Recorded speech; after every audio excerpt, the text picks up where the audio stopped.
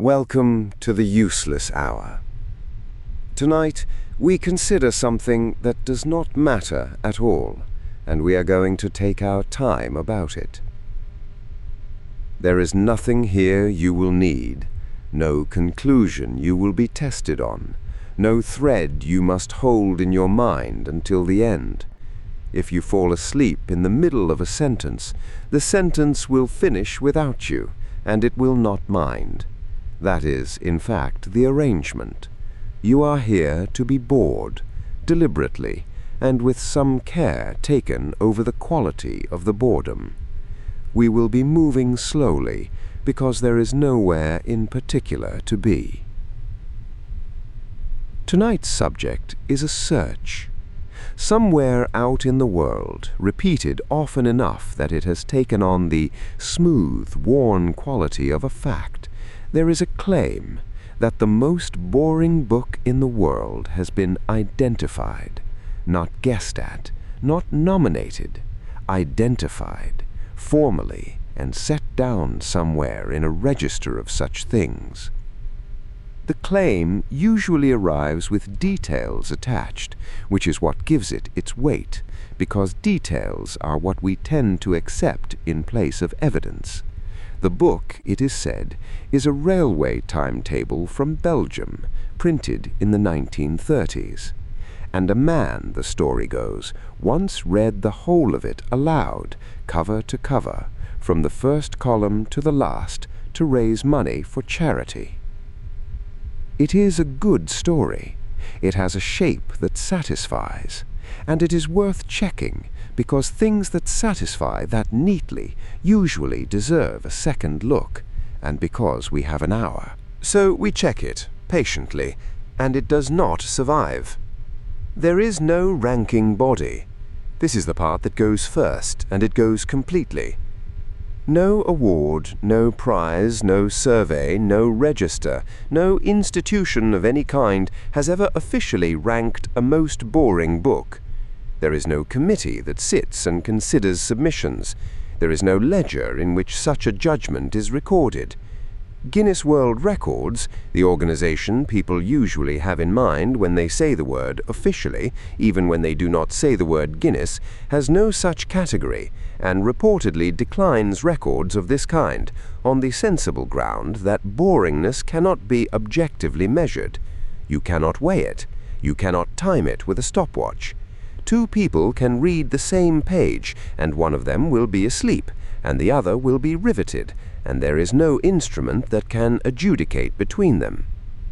No Belgian timetable is documented as having been singled out for anything, and no charity reading of a railway timetable is documented anywhere at all. So, let us be careful, because carefulness is the only rigor we have here. The claim that a book has been officially ranked the most boring in the world is safe to call false outright. Not unproven, false. There is no mechanism by which it could be true, because the machinery it would require has never existed. That part collapses entirely, and we can set it down. The other part is softer. That a man somewhere read a timetable aloud for charity is not the kind of thing whose absence can be proven. Small local fundraisers happen constantly and are recorded nowhere, or recorded in a parish newsletter that was thrown away in 1984. That someone, somewhere, at some point, read a timetable aloud in a village hall for a good cause is perfectly plausible. We simply have no trace of it.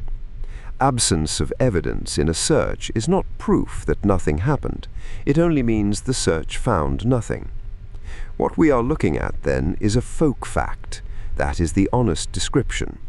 It has the structure of several true things pressed together until they fused into one untrue one. Timetables really are dull.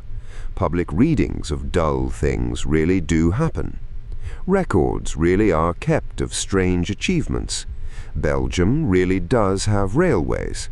Put those in a room together for long enough, and they will produce an officially ranked 1930s Belgian timetable. and the officially ranked 1930s Belgian timetable will then go out into the world and be repeated by people who have no reason to doubt it, including, at one point, by us. And yet, the instinct behind the claim is entirely sound. Whoever first assembled this story reached for a railway timetable and reached correctly, because for something close to 100 years, the byword in the English language for unreadable print, the thing you named when you wanted to say that a text was impenetrable, exhausting, and endless, really was a railway timetable. Not a Belgian one, a British one. And unlike the claim we have just dismantled, that one is documented extravagantly, exhaustively, and in more detail than any reasonable person could want. Which brings us to George Bradshaw. He was born on the 29th of July at Windsor Bridge in Pendleton, in Salford. The year is disputed. Some sources give 1800, others give 1801. This is not a mystery anyone has resolved, and it is not a mystery anyone especially needs to, and it is precisely the sort of detail you should feel free to let go of. If you would like to hold on to one year rather than the other, hold on to whichever one you prefer. Nothing depends on it. Nothing has ever depended on it. He was a Quaker. He was apprenticed to an engraver named J. Beale, and having learned the trade, he set up his own business in Belfast in 1820, and then moved it to Manchester in 1822. His first real work had nothing to do with railways. It was canals. Between 1829 and 1830, he produced Bradshaw's Maps of Inland Navigation, 3 maps of the waterways, and dedicated them to Thomas Telford. And in those maps he did something quietly, thoroughly sensible. He referenced his levels to a single fixed datum at Liverpool, one agreed point against which every other height could be measured. The Ordnance Survey would arrive at the same practice later. Bradshaw got there first on maps of canals because he was the kind of man who found it intolerable that different people should measure from different places. Then, on the 19th of October, 1830, Bradshaw's Railway Timetables. It was the first compilation of railway timetables in the world. It cost 6pence. It measured 120 millimeters by 80, small enough to disappear into a coat pocket. It covered 6 northern lines and nothing else. It was published by William Blacklock, who had been Bradshaw's own former apprentice. William, not Henry. Henry was his brother, and came later, and the two are confused often enough that it is worth saying plainly once. In December of 1841 came Bradshaw's Monthly Railway Guide, with the price cut back to 6pence on the suggestion of his London agent, a man named William Jones Adams. And in June of 1847, the Continental Railway Guide, first issued in Paris. Now here is the part that is worth slowing down for, because it is the heart of the whole thing, and it happens quietly, in numbers, over decades. In 1841, the guide was 8 pages. By 1845, it was 32 pages. By 1898, it was 946 pages. Let that settle.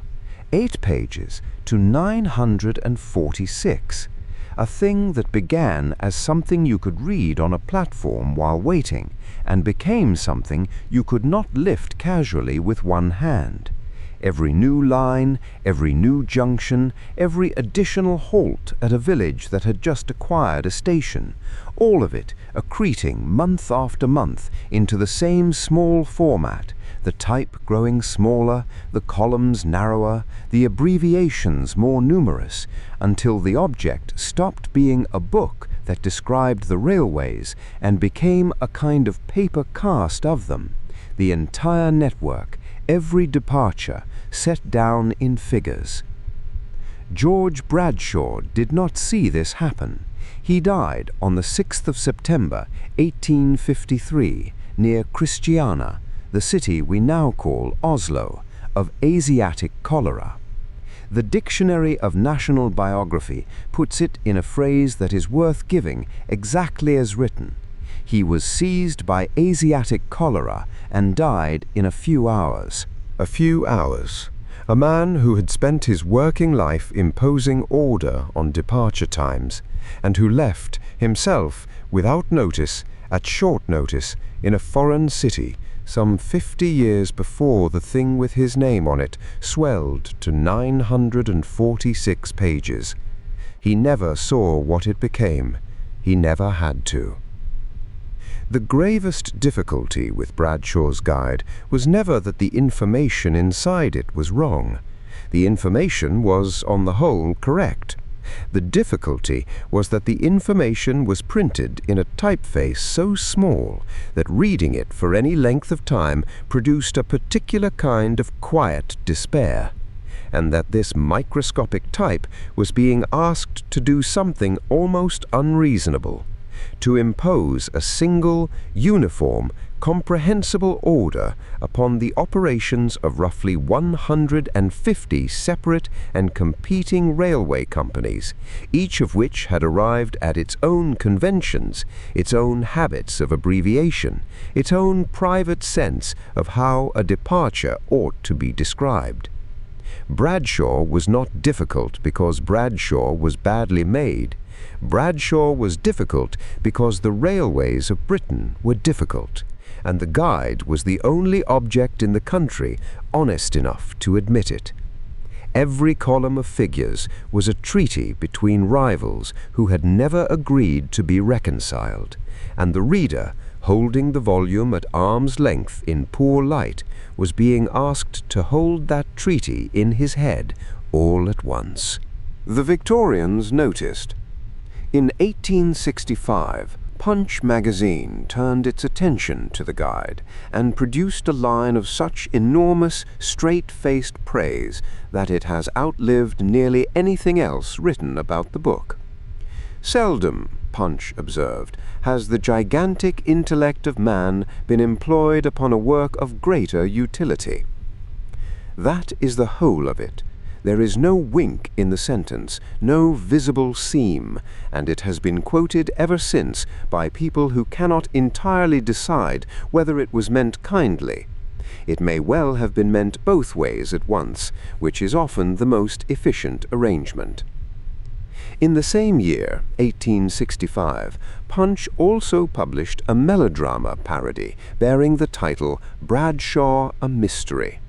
The plot, such as it is, concerns two lovers traveling by rail in opposite directions, each consulting the timetable, each perfectly confident of the arrangement, and each, therefore, missing the other entirely. They pass. They do not meet. The piece closes with the expressed hope that neither you nor I again may be attacked with Bradshaw on the brain, which frames the guide not as a book, but as a condition, something one contracts rather than reads. That framing was not new. On the 7th of December, 1851, a satire appeared in Household Words, the journal that Charles Dickens ran, describing a man mentally destroyed by the attempt to travel from Ware to London.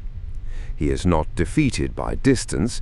He is not defeated by weather, or by cost, or by any of the ordinary obstacles that stand between a man and a city. He is defeated by the entries which present themselves to him in forms such as Where to, P6, and which he cannot decode. Where to London is not a difficult journey. Where to London, as rendered in the guide, was apparently enough to unmake a man. The piece was published anonymously, as everything in Household Words was, and we should be careful not to hand it to Dickens simply because he owned the journal it appeared in. And then there is the moment that ought, by rights, to be better known than any of them.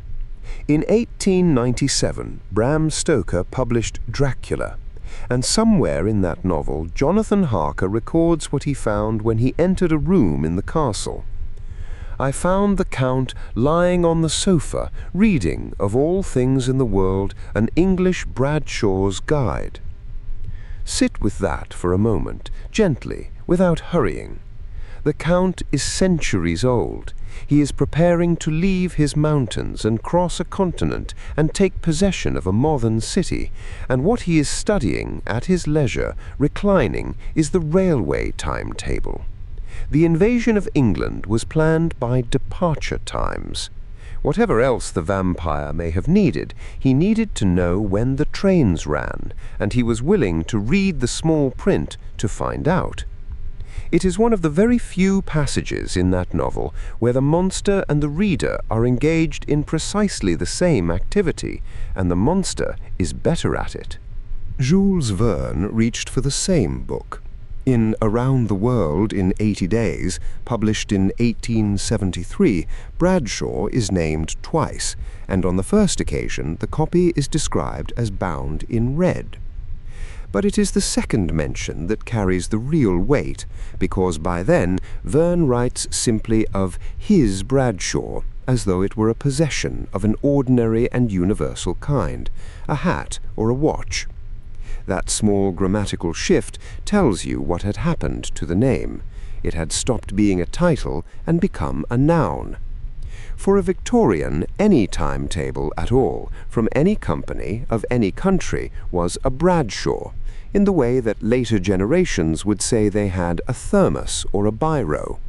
The man had dissolved into the object, and the object had dissolved into the category.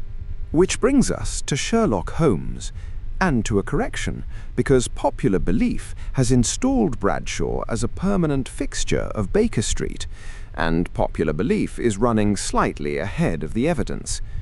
Across all 60 Sherlock Holmes stories, Bradshaw appears in exactly 2. In The Copper Beeches of 1892, it appears twice, once when Holmes says, "Just look up the trains in Bradshaw," and once when Watson describes himself glancing over my Bradshaw, and then it appears in The Valley of Fear, where Watson, considering a cipher that depends upon some widely available book, proposes Bradshaw as the key. Holmes rejects it, and in rejecting it, he delivers what is, when you strip away the circumstances, a literary review of a railway timetable. There are difficulties, Watson. The vocabulary of Bradshaw is nervous and terse, but limited. We will eliminate Bradshaw. Nervous and terse, but limited. It is a fair judgment, and rather a generous one, and it is very probably the most considered piece of criticism the Guide ever received.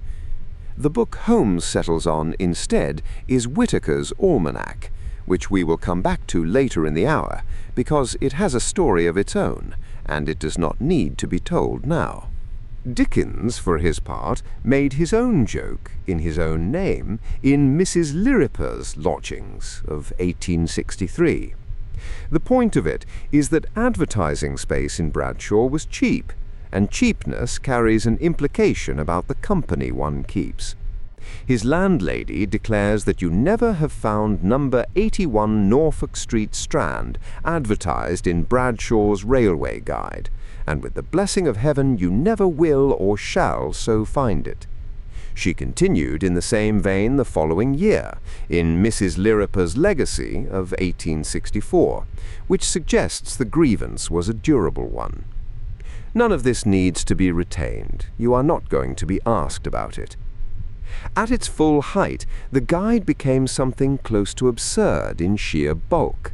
The Continental edition of 1913 runs to 1,560 pages, of which nearly 400 are advertisements, and it carries besides the timetables a set of passport regulations, guides to the cities, and a phrase book, extending its reach eastward as far as the Holy Land and Egypt. It is not a timetable at that point. It is a portable empire with departure times. The afterlife came a century later. Michael Portillo's Great British Railway Journeys was first broadcast on BBC Two on the 4th of January 2010, the first series running to 20 episodes and 16 series following between 2010 and 2025. The reprint marketed alongside the series is Bradshaw's Handbook of 1863, although he began the whole enterprise carrying a copy from the 1840s, so it would be wrong to fix a single edition across all those years of travelling. The sister series, the one that leaves the country, uses the Continental Guide of December 1913. The death, when it came, was not romantic, it was arithmetic. Bradshaw cost 12 shillings and sixpence, and the complete set of British Railways regional timetables, which told you very nearly the same things, came to about 6 shillings. That is the whole story.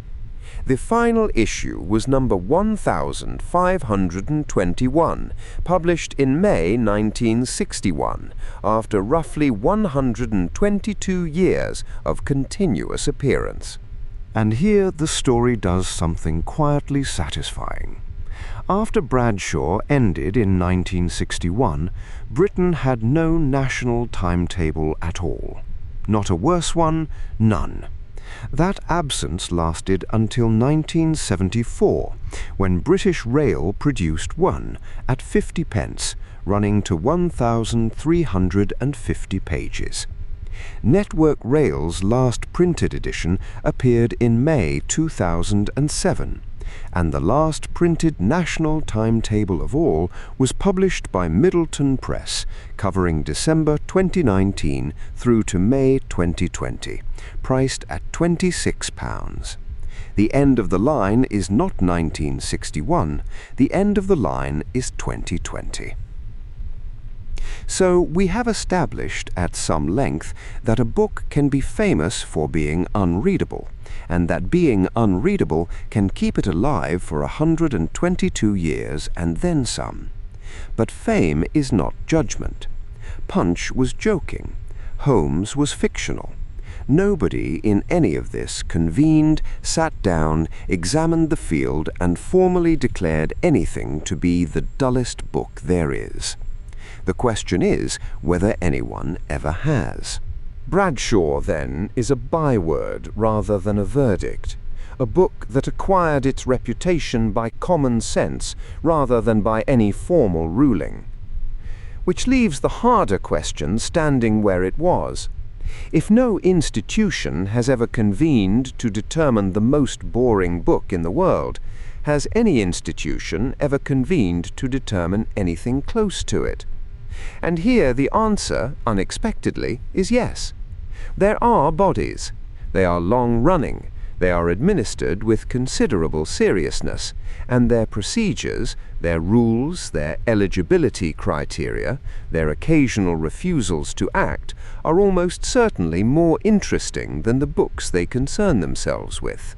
The oldest and most distinguished of these is the Diagram Prize for the oddest title of the year. It began in 1978 at the Frankfurt Book Fair, which is a very large trade event where publishers meet other publishers for several days, and it was invented by two men named Bruce Robertson and Trevor Boundford of the Diagram Group, for no purpose whatsoever beyond entertaining themselves through the duration of the fair. It was, in other words, a way of getting through a long week. That is how it started, and it has run more or less continuously ever since. From 1982 onward, it has been administered by the diarist of The Bookseller, the British book trade magazine, who writes under the name Horace Bent, a pen name carried forward by successive holders of the post, which lends the whole undertaking an agreeably institutional permanence. Now, the rules. These deserve to be taken slowly because they were arrived at thoughtfully, and they are better than anything I could invent. A title that was deliberately made funny by its author or publisher is not eligible. The prize is for accidental oddness, for the title that arrived at its strangeness honestly in the course of describing a real book to the people who might need it. Anything constructed to raise a laugh is disqualified on sight. Second, the title must be in the English language, though the book underneath it need not be, a distinction that will matter later. And third, and this is the finest single detail in the entire architecture of the thing, judges, voters, and nominators are actively discouraged from reading the nominated books. Discouraged, in order, the organizers explain, to avoid bias. The prize is for odd titles, not for odd books, and knowing what is inside a book might unfairly color one's assessment of the words on its cover. There exists, therefore, a literary prize whose considered position is that reading the entries would compromise the integrity of the judging. The prize itself is a magnum of champagne, or in some years a bottle of claret, and it goes not to the author of the book, but to the person who nominated the title, which is, when you consider it, entirely consistent. The author did not set out to be odd. The nominator did the noticing, and the noticing is the achievement being honored. Public voting was introduced in the year 2000, and Horace Bent initially resisted this development and is reported to have threatened to resign over it. He did not resign. The voting stayed. In 3 years, the prize was not awarded at all. In 1987, in 1991, and again in 2017, the judges concluded that no submitted title was sufficiently odd to merit the champagne, and so no award was made. Which is a genuinely remarkable thing when you follow it through. A committee assembled to identify the year's strangest book title, looked at the year's book titles, found them insufficiently strange, and declined to act. There is a kind of integrity in that which most serious prizes never attain. As for the winners themselves, the very first, in 1978, was Proceedings of the Second International Workshop on Nude Mice, a title whose oddness rests almost entirely on the word second, on the quiet implication of a first workshop and of a community of people for whom this was an established annual matter. In 1980, the prize went to The Joy of Chickens. In 1983 to Unsolved Problems of Modern Theory of Lengthwise Rolling, a book which one assumes remains the standard work on its subject. 1984 brought The Book of Marmalade, and 1986 brought Oral Sadism and the Vegetarian Personality, which is a real book by a real psychologist. In 1992, the winner was How to Avoid Huge Ships, a genuinely practical maritime handbook for small craft operators, and one which has probably saved lives. 1994 went to Highlights in the History of Concrete. 1995 to Reusing Old Graves, a report on popular British attitudes, which is a serious piece of survey research into exactly what its title describes. 1996 brought Greek Rural Postmen and Their Cancellation Numbers, a work of philately concerning the postmarks used by rural Greek postal workers, and we shall return to that one. 1998 produced Developments in Dairy Cow Breeding, New Opportunities to Widen the Use of Straw. And the year 2000 gave us Designing High-Performance Stiffened Structures. In 2006, the prize went to The Stray Shopping Carts of Eastern North America, a guide to field identification, which is precisely what it announces itself to be, a taxonomy of abandoned shopping trolleys organized by the circumstances of their abandonment. 2008 produced perhaps the strangest entry of all, the 2009 to 2014 World Outlook for 60 milligram containers of fromage frais, which was not written by a human being at all. It was computer-generated, one of many thousands of such market outlook volumes produced algorithmically by a man named Philip M. Parker, whose system generates books on narrowly defined commodity categories without an author sitting down to write any of them. 2009 went to Crocheting Adventures with Hyperbolic Planes, a mathematics book about modeling non-Euclidean geometry in yarn, which is a real and rather elegant idea. 2016 brought The Commuter Pig Keeper. 2018 went to The Joy of Water Boiling, the first winner not originally written in English, which is where that eligibility rule about the title and the book being separate matters finally earned its keep. 2023 produced Danger Sound, Klaxon, the Horn That Changed History, and 2025, The Pornographic Delicatessen. You do not need to retain any of these.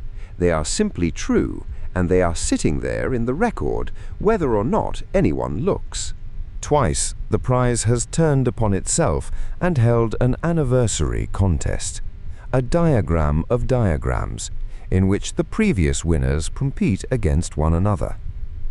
In 1993, the winner of winners was Nude Mice, the original.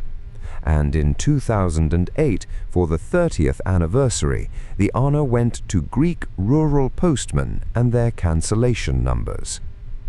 It is worth recording that in that same year, 2008, the public vote for the Diagram Prize attracted more votes than the Man Booker Prize's own special retrospective edition, a fact that says something about the relative pull of literary merit and postal cancellation numbers. The Diagram Prize, though, is about oddness. The nearest anyone has come to institutionalizing dullness itself was an organization called the Boring Institute, founded in 1984 by a public relations man from New Jersey named Alan Karuba. It was conceived as a spoof of the end-of-year lists that fill newspapers every December, and it ran for close to 2 decades, issuing its annual roster of the most boring celebrities. Michael Jackson was named in 1984, at what was arguably the height of his fame. Joan Rivers followed in 1986, Bill Cosby in 1988. In 1993, the entire British royal family took the top position, with Woody Allen placed second and Jerry Brown third. Lindsay Lohan was named in 2010. Karuba's own framing of what he was measuring was careful and, I think, rather fair. The celebrities themselves, he said, are not boring. It is their media overexposure that is. The Institute was put on hiatus after the 11th of September 2001 on the grounds that the moment did not suit it, and it was revived later. Running alongside all of this, and still very much active, is the Dull Men's Club, which is entirely real and has more than 5,000 members. It publishes an annual calendar, self-published by a man named Leland Carlson, and its membership includes Kevin Beresford, president of the United Kingdom Roundabout Appreciation Society, who produced a calendar titled The Roundabouts of Redditch. There is a documentary film about the club called Born to be Mild, directed by Andy Oxley. Which brings us back, finally, to Guinness World Records and to an honest accounting. There is no most boring record of any kind in the Guinness archive, not for books, not for films, not for towns, not for anything. The reported reason is straightforward. boringness cannot be objectively judged, and Guinness requires a record to be measurable. The nearest real measurement anyone has taken is behavioral rather than editorial. In 2010, a survey of books left behind by guests in 452 Travelodge hotels across the United Kingdom found that the single most abandoned title was Simon Cowell, The Unauthorized Biography. It should be said plainly that this was a hotel chain's publicity exercise rather than a scientific finding, and that a book being left in a room is not the same as a book being boring. People abandon books they have finished, books that are heavy, books they never intended to keep. But it remains the closest thing to a measurement that anyone has actually gone out and made. In 2010, in London, a man named James Ward found himself in a small predicament of his own making. A conference called Interesting, run by Russell Davies, had been cancelled that year, and Ward, who kept a blog with the title "I Like Boring Things," made a passing joke on Twitter that somebody ought to fill the gap with a conference called Boring. The response was enthusiastic enough that he was obliged to actually hold it. It has been held every year since, usually in November, and it bills itself quite plainly as a one-day celebration of the mundane, the ordinary, the obvious, and the overlooked. Tickets regularly sell out within minutes of going on sale. There is something worth sitting with in that sentence, and we will not rush past it. An event dedicated to the overlooked sold out faster than most people can find their card details. What happens there is precisely what it says on the tin. At the 2012 gathering, held at York Hall in Bethnal Green, roughly 500 people came and sat down in a room to listen. Ward gave the keynote, and his subject was supermarket self-service checkouts, with particular attention to the phrase "unexpected item" in the bagging area. A former postman spoke about letterboxes and about the neglected problem of protective bristles. Helen Arney presented a talk titled "Features and Specifications of the Yamaha PSR 175 Portable Keyboard." Neil Denny described breakfasts he had eaten at Denny's and at IHOP. Elise Bramich covered the numbering of London Underground carriages. Kathy Clugston, who reads the BBC shipping forecast aloud, spoke about the shipping forecast. Greg Steckelman described an obsession he had developed with a website that catalogues the heights of celebrities. Andrew Mail spoke on double yellow lines. Rhodri Marsden spoke on ASMR videos. In other years, the subjects have included sneezing, toast, and the settings on toasters, discontinued IBM cash registers, the sounds that vending machines make, barcodes, the shop fronts of London, and the television program Antiques Road Trip. Among the people who have stood up and delivered these talks are John Runson, Josie Long, and Adam Curtis. You do not need to remember any of these subjects. They were, in a sense, chosen for their forgettability, and it would be discourteous to the spirit of the thing to retain them. Ward's interest did not stop at the conference. In 2014, Profile published his book Adventures in Stationery, which one reviewer described as high-class pornography for the stationery enthusiast, a phrase we will simply set down and move past. When the book crossed the Atlantic, it had to be renamed because the words stationery and pencil case are not standard American usage, and so in 2015, Simon & Schuster issued it as The Perfection of the Paperclip. He also co-founded in 2010 something called the Stationery Club, which is a gathering in a pub for the purpose of discussing which pens the attendees are currently using. In January of 2018, the BBC launched a podcast made with him called The Boring Talks, and the 8th Boring Conference took place at Conway Hall on the 5th of May 2018. From gathering to listen, we turn now to gathering to read, which is a heavier undertaking altogether. The finest example belongs to Norway. The Norwegian Consumer Council, the Forbrukerrådet, decided to demonstrate the length of the legal agreements that ordinary people accept without reading, and it did so by reading them, aloud, on a live stream. They took the complete terms and conditions of the 33 applications found on an average Norwegian smartphone, and beginning on the 24th of May 2016, they read the whole thing without stopping. It took 31 hours and 49 minutes and required more than 100 readers working in shifts. The text came to roughly 260,000 words, about 900 pages, which is longer than the New Testament. Their digital policy director, Finn Mjøstad, offered the assessment that the current state of terms and conditions for digital services is bordering on the absurd, which, having read them all out loud, he was better placed than most to say.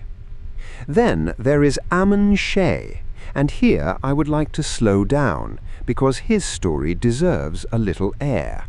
Amon Shea read the entire Oxford English Dictionary.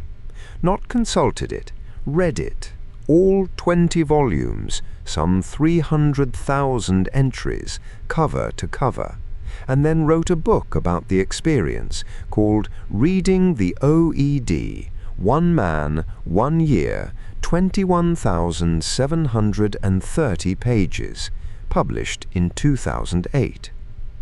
By his own account, most weeks he read for 9 or 10 hours a day, 5 days a week, which is not a hobby, but a working life. And what he said about it afterwards is the part I keep returning to.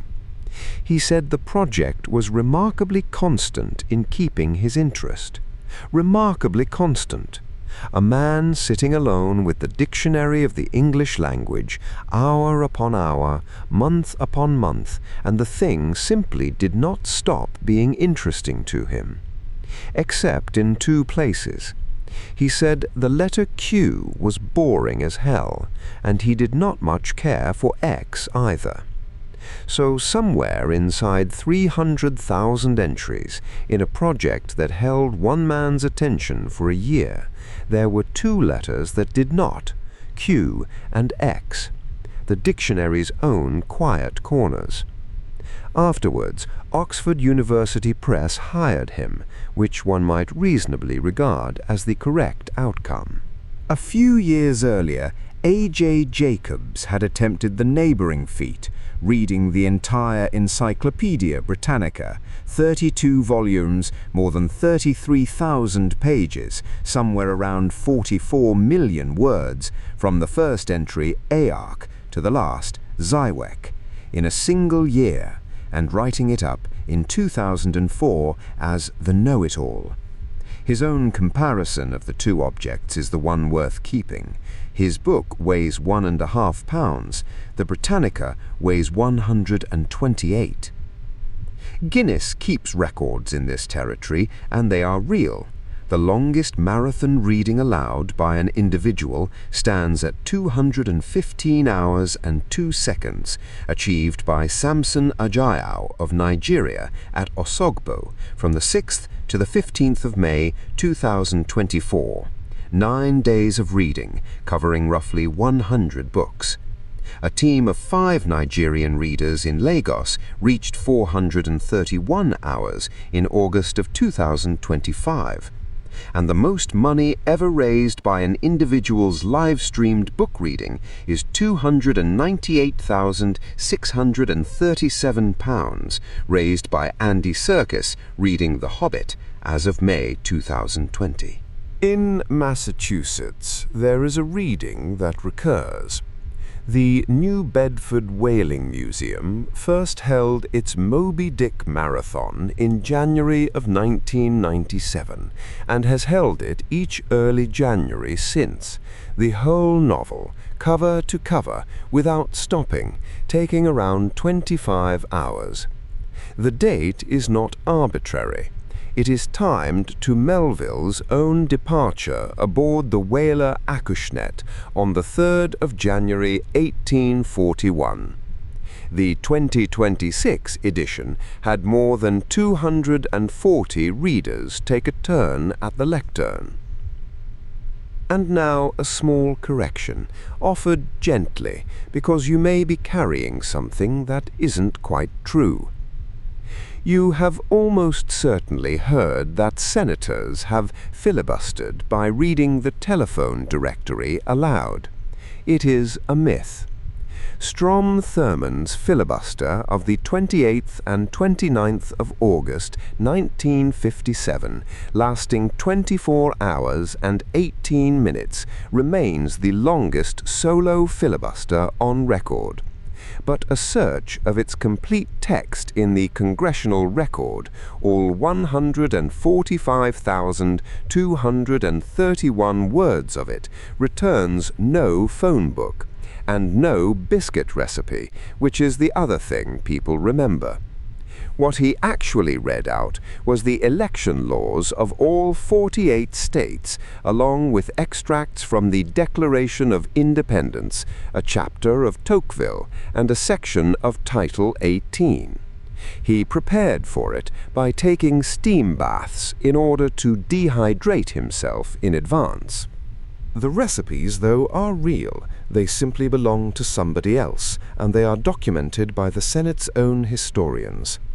On the 12th and 13th of June, 1935, Huey Long held the floor for 15 hours and 30 minutes.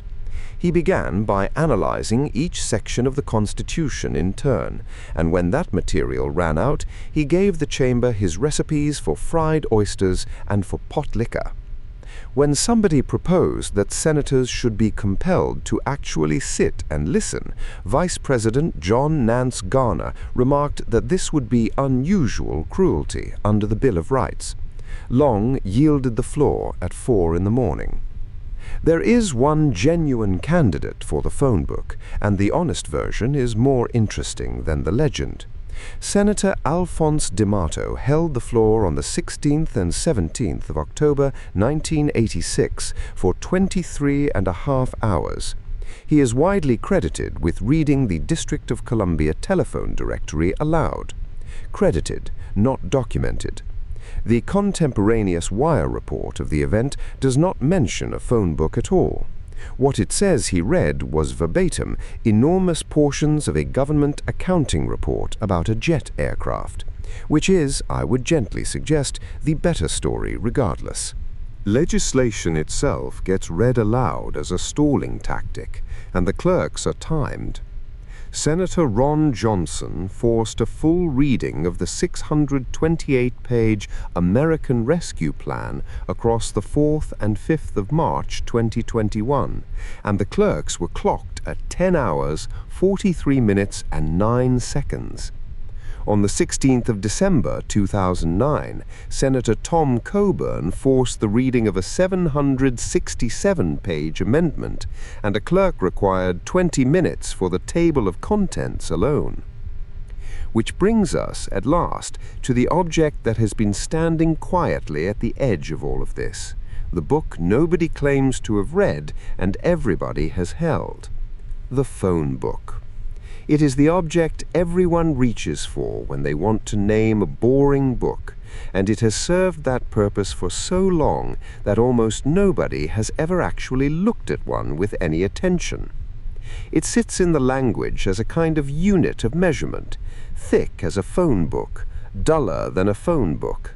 And yet the moment you take it seriously, the moment you treat it as a document with a history, an author, and an editorial policy and a set of consequences, it stops being an emblem of nothing very much and becomes something considerably stranger than the objects we usually call interesting. So let us take it entirely seriously for a little while in the way it has never been taken seriously before. You do not need to remember any of this. That is rather the point. The first telephone directory in the world was issued on the 21st of February, 1878, by the New Haven District Telephone Company in Connecticut. It was not a book. It was a single sheet of card. It listed 50 subscribers. And here is the detail on which everything else rests, the detail that quietly makes the world's first phone book a very peculiar document indeed. It contained no telephone numbers at all, not one. There were no numbers to print because there was no dialing. Every call was connected by hand, by an operator, and so the directory did not tell you how to reach anyone. It told you only who existed. The composition of those 50 entries is worth dwelling on because it is not a technical record so much as a small and complete portrait of a town. There were 9 residences. There were 3 physicians and 2 dentists. There were 4 meat and fish markets. There were 2 hack and boarding stables for horses. There were the police and the post offices. And then there was the New Haven Flour Company, which occupied 4 of the 50 entries, one for its 4 locations. Take that slowly, without any hurry at all. Nearly a tenth of the first telephone directory ever produced anywhere on Earth was a single flour company listing its premises. The telephone had existed as a commercial proposition for barely a year, and already a tenth of the network was flour. The first bound telephone book followed in November of 1878, by which time there were 391 subscribers. 391 names do not fill a book, and so the publishers padded it out in the manner of the age, with essays, an essay on the telephone itself, and another with the splendid title, Progress in Electric Lighting. A copy of that book was sold at Christie's in New York on the 17th of June 2008 for $170,500, and Christie's, in describing it, could not locate another copy anywhere. There is also a much-repeated line attached to that directory, which says it instructed users to commence the conversation by saying, "Hello." It is quoted constantly. It is charming, but it cannot be verified at the source, and so it should be described exactly as it is, a widely reported claim about a document that almost nobody has been able to examine, rather than something we can say with confidence was printed there. Britain's version of this story is the best documented stretch in the whole account, because British Telecom keeps its own archives and has been unusually diligent about them. The first United Kingdom telephone directory appeared on the 15th of January, 1880. It carried 248 names and once again no numbers. By April of that same year, the company had begun listing telephone numbers, and from that moment the phone book became the thing we now picture. It then grew, and it grew at a rate that is difficult to hold in the mind. By 1896, the whole country was covered by a single national volume of 1,350 pages containing 81,000 entries. By 1914, the printing of the telephone directory was the largest single printing contract in the United Kingdom. Not the largest book contract, the largest printing contract of any kind in the country. In 1938, more than 10.5 million directories were printed, weighing in total somewhere in the region of 10,600 tons. And by 1951, of the 8 million printed that year, more than half of them ran to over 1,000 pages each. That is the shape of it. A document nobody read, produced at a scale that dwarfed the literature of its own century. And then it stopped. British Telecom's final print run took place in March of 2024, bringing to an end 144 years of continuous publication.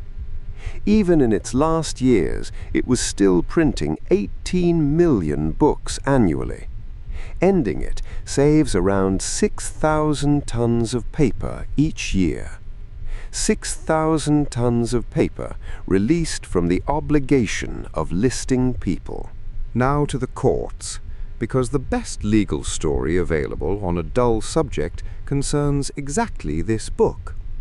In the case of Feist Obligations against Rural Telephone Service, decided on the 27th of March 1991, the Supreme Court of the United States was required to determine whether a telephone directory could be copyrighted. Rural, a telephone company in Kansas, had done something rather clever.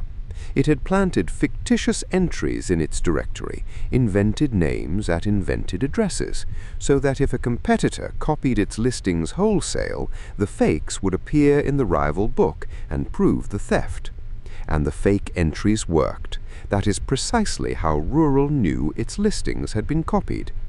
And yet the court, in an opinion written by Justice Sandra Day O'Connor, held that the white pages were not copyrightable at all, because there is, in the court's own words, nothing remotely creative about arranging names alphabetically, a practice the court described as an age-old practice firmly rooted in tradition.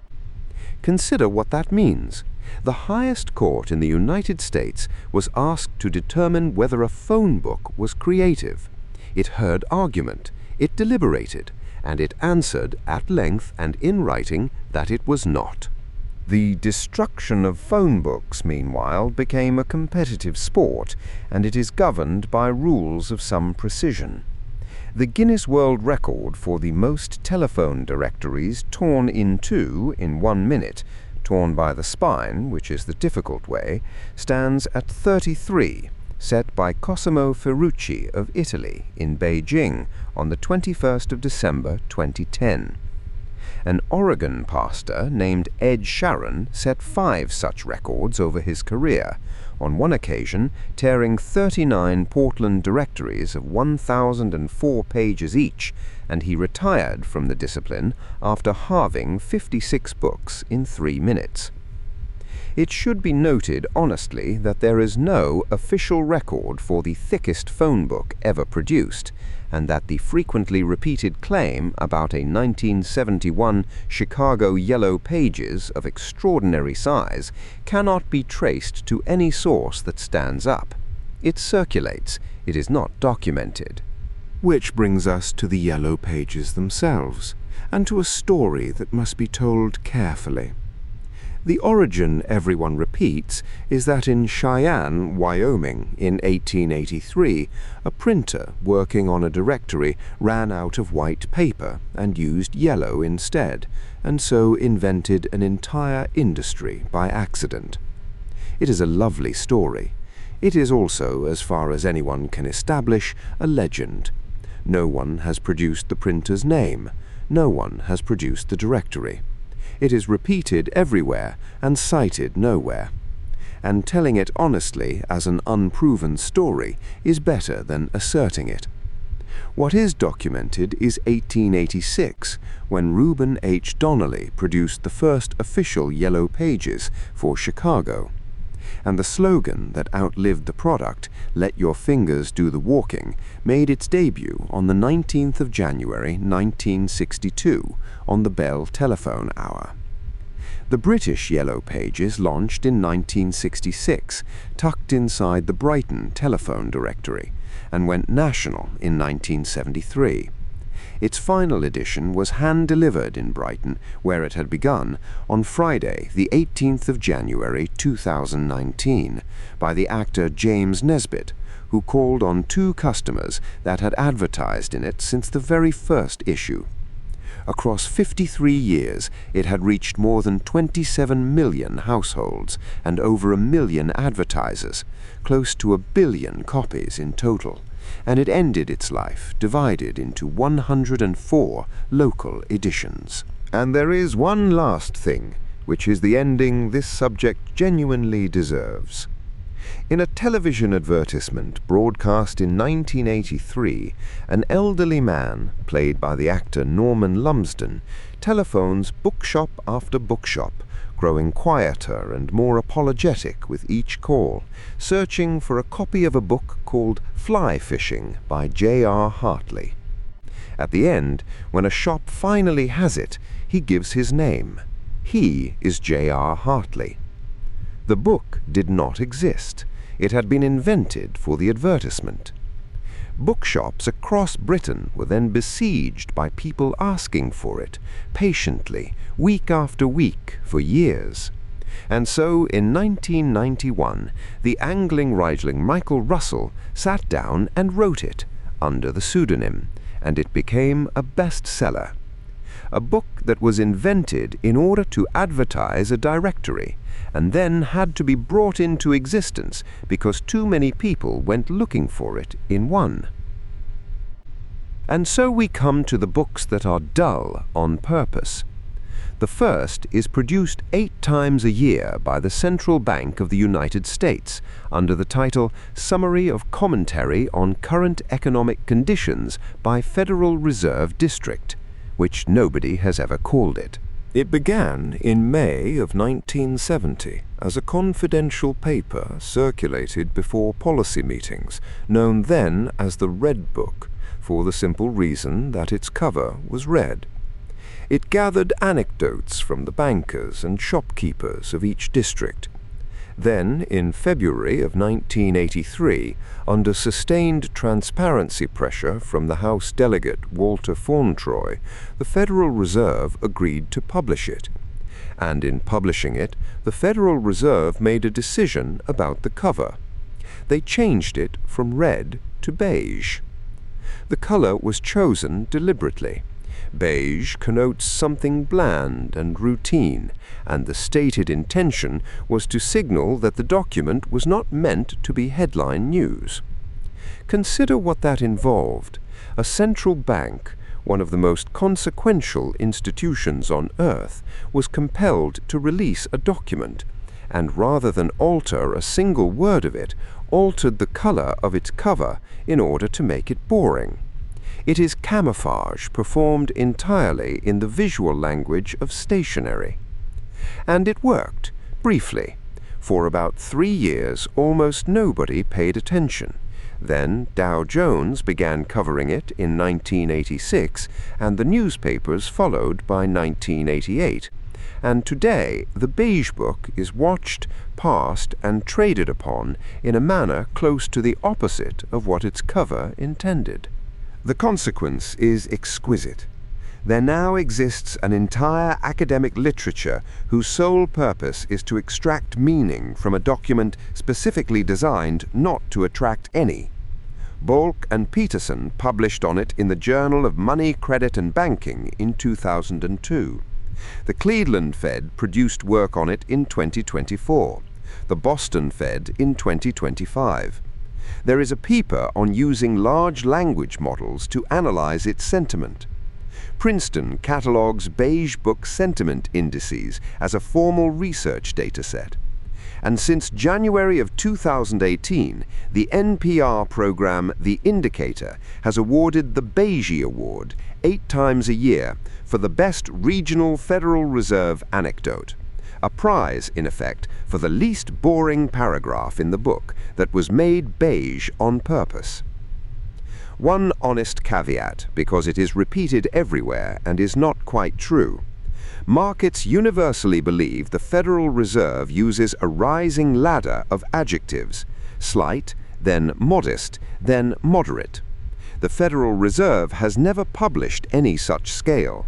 It may be real as a habit, it has never been a rule. You do not need to remember which adjective outranks which. From a book made deliberately drab, we turn to one born drab. The Register Society was formed in 1760 at Lloyd's Coffee House, and the first Register of Ships appeared in 1764, running to 216 pages. The earliest surviving edition is a single copy on permanent loan to the British Library. The dryness can be quantified. The 1764 book had 9 columns: the ship's former name, her present name, her master, her port of registry, her destined port, her tonnage, her armaments, her draft, and the place and year of her build, together with her owner. 9 columns. The publisher's brochure for 2022 to 2023 lists essentially the same 9 fields. 260 years, and the columns have not moved. Out of those columns came a phrase you have used. Between 1764 and 1774, the condition of a hull was graded with the vowels A, E, I, O, and U, while equipment was graded G, M, or B for good, middling, and bad. A1, the best of both, first appears in the edition for 1775 to 76. Its earliest recorded use as a figure of speech, meaning simply excellent, is Dickens in the Pickwick Papers in 1837. Then there is the schism, very likely the only civil war fought entirely over a reference book. A rule introduced in 1797 had favoured London-built ships, granting them 13 years in the first class against only 8 for provincial yards, and the shipowners, furious, seceded and published a rival Red Book against the underwriters' Green Book. From 1799 to 1834, the shipping world was split in 2. The Green Books were members only, with fines for showing a copy to a non-member. One historian wrote that owners cherished their Green Book with a sort of animal jealousy. By 1829, the underwriters had admitted an average annual loss of £500 over 20 years, and their stock had fallen from £12,000 to £2,000. In Lloyd's Register's own words, the rivalry brought both parties to the verge of bankruptcy. They merged in 1834 with 721 subscribers, more than double the 2 rivals combined. And from 1839, any ship not surveyed since 1834 was simply struck out of the book. A detail about the Titanic runs against everything you would expect. She was not classed by Lloyd's Register. White Star never asked, though she was listed in the register for 1912 to 13. After the sinking, the press reported that she had exceeded the register's requirements, which was wrong, and its secretary wrote to the Times to correct this, published on the 8th of July 1912. Lloyd's Register did approve her anchors, which remain on the seabed. The casualty returns record the whole disaster in a single clause. She struck an iceberg and sank in latitude 41.16 north, longitude 50.14 west. And honestly, the printed register was never discontinued. A current edition exists, now under different ownership. Which brings us back to Whitaker's Almanack, and to the thread left hanging earlier, when Sherlock Holmes rejected Bradshaw's railway guide as a cipher in favour of Whitaker's.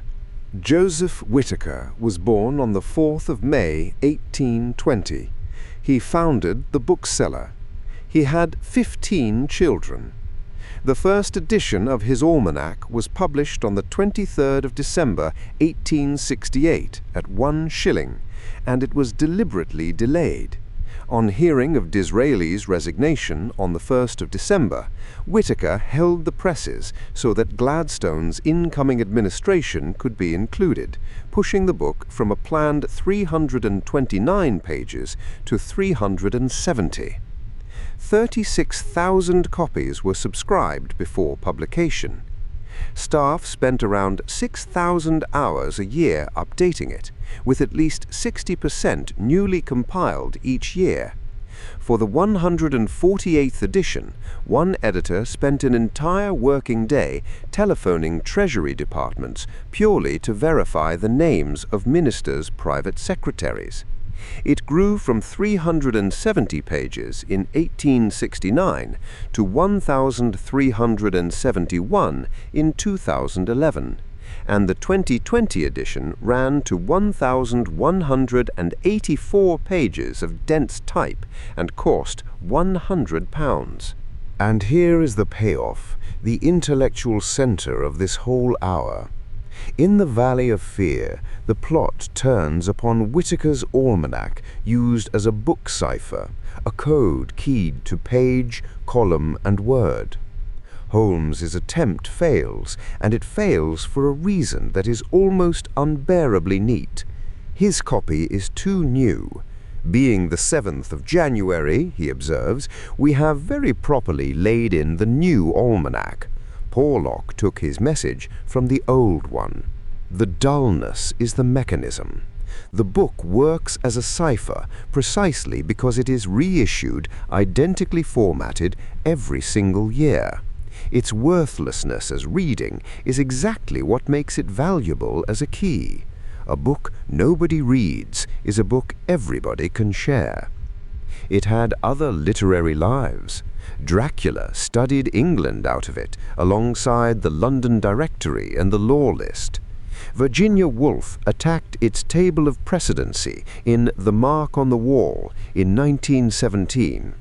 Everybody follows somebody, she wrote. Such is the philosophy of Whitaker, and the great thing is to know who follows whom. War placed it on Lord Metroland in vile bodies in 1930. Its offices and archives were destroyed by bombing in 1940, and the 72nd edition came out anyway. In its first 113 years, it had 3 editors. In the 40 years after 1981, 8.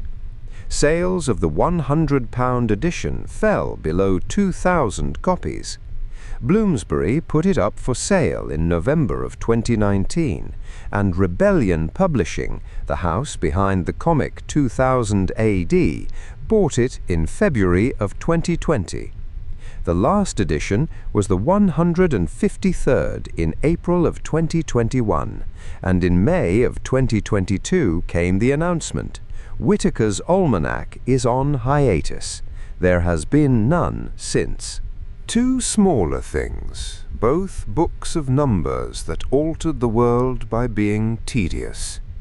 The Nautical Almanack was first published for the year 1767 by Neville Maskelyne, and because every table in it was computed for Greenwich, navigators across the world reckoned their longitude from Greenwich, which is the reason the prime meridian runs where it does. A dull annual data book decided where the world begins. Every article was computed independently by 2 people and checked by a third, called the comparer. Mary Edwards worked as one of those computers from 1784 to 1815, and when John Pond reduced her allocation of work, the Board of Longitude ruled that he must keep giving her work. Its lunar distance tables were dropped after 1906, so the book outlived its own purpose by more than a century and simply carried on. And Wisden, the Cricketer's Almanack, first published in 1864, 112 pages at a shilling, and because there was not enough cricket to fill them, the first edition padded itself out with the rules of Ner and Spell, every British canal over 30 miles long, the venues of the 12 battles of the Wars of the Roses, the dates of the 8 Crusades, the rules of quoits, a history of English coinage going back to 1302, and a full account of the trial of Charles I. And so we arrive at the end of the search with nothing in our hands. We have spent an hour looking for the most boring book in the world, and we have not found it. No such book has ever been named. No such ranking has ever been compiled. Every trail we followed either dissolved on inspection or led somewhere more interesting than dullness. And it may be that the failure was not in the searching, but in the question, which assumed from the beginning that boringness is a thing a book can contain, in the way that a book contains paper, or ink, or a certain number of pages. It may be that this assumption is simply wrong, and it turns out that there is a body of research on precisely this, conducted by people who take boredom entirely seriously and who have arrived at a conclusion that quietly dismantles everything we set out to do tonight. In 2012, in the journal Perspectives on Psychological Science, 4 researchers, John Eastwood, Alexandra Frischen, Mark Fensky, and Daniel Smilek, published a paper called The Unengaged Mind. In it, they proposed a definition of boredom that has become the standard one. Boredom, they wrote, is the aversive experience of wanting but being unable to engage in satisfying activity. Consider what that definition places and where. It does not describe a property of the world. It describes a state of a person. The boredom is located entirely in the attempt to engage and in the failure of that attempt. It is a description of a mind that wants to be absorbed and cannot manage it. Which means, followed to its end, that there is no such thing as a boring book. There is only a mind that could not, at that particular moment, on that particular evening, in that particular chair, engage one. The book was never the problem. The book, in every case we have examined tonight, was innocent. And there is one study that tested this in the most on-topic way imaginable, because it used a telephone directory. In 2014, in the Creativity Research Journal, Sandy Mann and Rebecca Cadman published a paper titled, "Does Being Bored Make Us More Creative?" In the first study, 80 participants spent 15 minutes copying telephone numbers out of a phone book. Then they were asked to list as many uses as they could for 2 polystyrene cups. The bored group produced significantly more answers than the control group, an average of 10.63 uses against 7.33. The second study, with 90 participants, added a third condition. One group copied the numbers as before. A second group merely read them. And reading beat writing, which beat the control group. 11.6 ideas, then 10.03, then 8.03. The more passive the boredom, the less there was to do with the hands, the larger the effect. An honest caveat belongs here, and we will not skip it.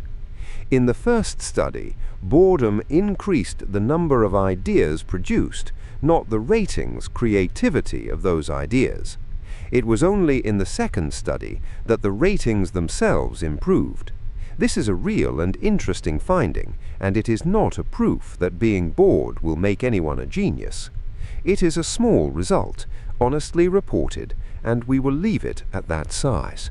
It should also be said, gently, that boredom is not the same as rest. In 2014, in the journal Science, Timothy Wilson and colleagues published a paper called Just Think, in which participants were left alone in a room with nothing but their own thoughts for somewhere between 6 and 15 minutes. They had the option of giving themselves a mild electric shock, a shock they had earlier said they would pay money to avoid experiencing again. 67% of the men chose to shock themselves, 12 out of 18. 25% of the women did the same, 6 out of 24. One participant, for reasons that remain his own, shocked himself 190 times. The denominators there are small, 18 men, 24 women, and the finding should be held loosely, but it has been repeated often enough, and it points somewhere real.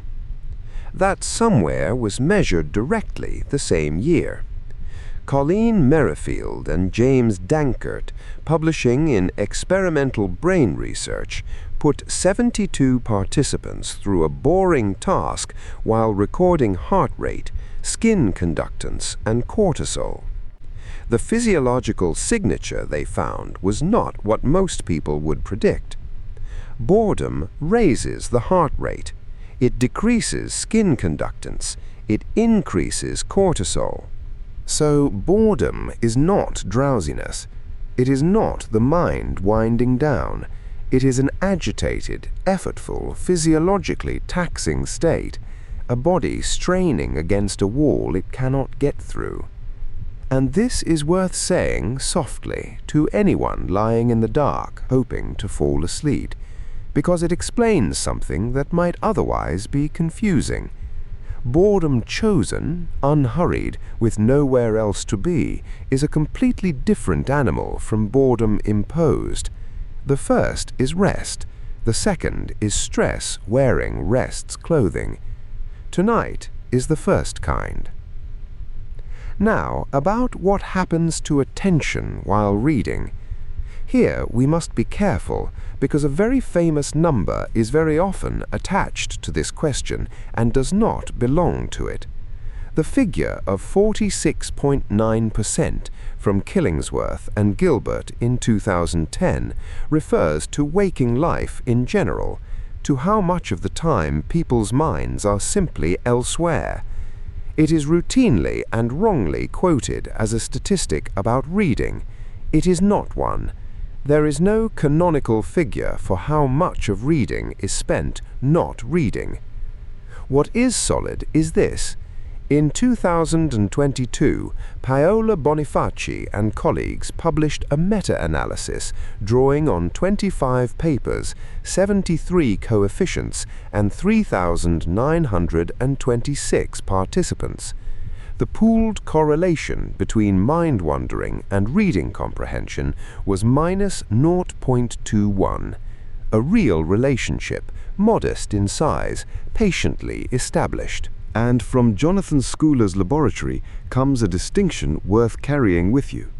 There are tune-outs and zone-outs. A tune-out is mind-wandering that you know about. You are aware as it happens that you have drifted. A zone-out is mind-wandering without that awareness. You do not know you have gone. You are entirely unaware that you stopped reading some time ago, while your eyes continue obediently down the page. Eric Reich, Andrew Reinberg, and Jonathan Schooler, writing in Psychological Science in 2010, tracked the eyes during exactly this. What they found is that during mindless reading, fixations grow longer, and they stop being sensitive to what the words actually are. The eye no longer responds to the difference between a common word and a rare one. The machinery keeps running. Nobody is home. It is entirely possible that something of this kind is happening now, that the words have been arriving for some minutes without anyone particularly receiving them.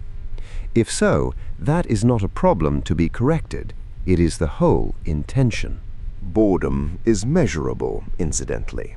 There are instruments.